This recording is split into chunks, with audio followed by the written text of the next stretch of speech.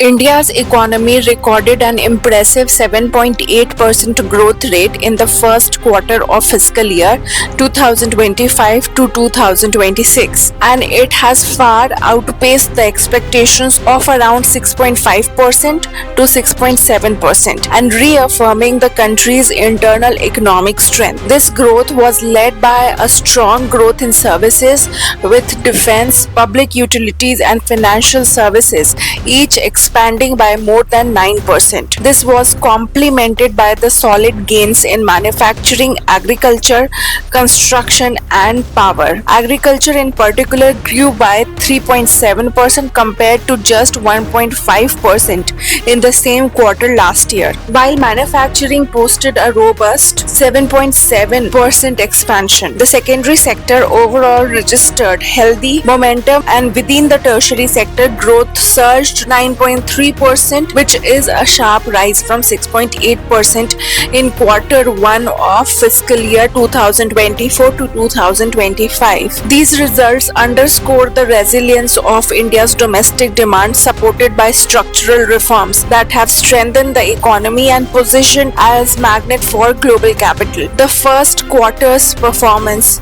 further consolidates India's standing as the world's fastest growing major economy, on the track to become the third largest by 2030, with the projected GDP of $7.3 trillion. While in the present time, US tariffs of up to 50% on Indian exports are expected to create some uncertainty and reduce spending in export-linked sectors, but their overall impact on domestic demand is likely to remain modest because of the strength of India's internal growth drivers. Yet, while India's growth rate is surging to new highs, the currency tells a very different story. The rupee has been steadily depreciating against the dollar, reflecting the external pressures that stand in sharp contrast to country's internal economic strength. In the months of August and September 2025, the Indian rupee faced sharp depreciation, falling beyond the level of rupees 88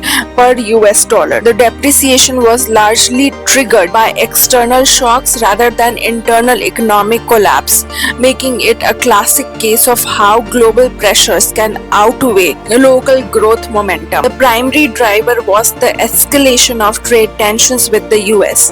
In August, the US imposed back-to-back tariff hikes on Indian exports, raising duties by a total of 50% on key goods. This punitive move not only threatened India's export competitiveness but also pushed foreign investors, which led to heavy portfolio outflows, which are mainly the capital outflows. The rupee's slide was therefore less a reflection of India's domestic fundamentals and more of a response to global trade politics and investor panic. Another factor amplifying the depreciation was the broader strength of the US dollar. With the Federal Reserve maintaining higher interest rates to fight inflation, global capital followed back to the dollar-denominated assets, making emerging market currencies, including the rupee, more vulnerable. As oil prices also became high in global markets, India's import bill increased, adding to the demand for dollars and putting further strain on the rupee. The Reserve Bank of India stepped in to contain volatility by selling dollars from its reserves, but its strategy was measured. Rather than defending a fixed exchange rate, the RBI aimed to prevent panic and disorderly movement while allowing the rupee to adjust naturally to new realities. Analysts believe this approach reflects India's long-term policy of allowing the rupee to find its market level while stepping in only to avoid sudden shocks. The effects of rupee depreciation are mixed. On one hand, it makes Indian exports more competitive by making them cheaper in global markets. It could partially offset the tariff shock over time. On the other hand, it raises the cost of imports, particularly for oil, electronics, which can worsen inflation at home. This trade-off creates challenges for businesses and policymakers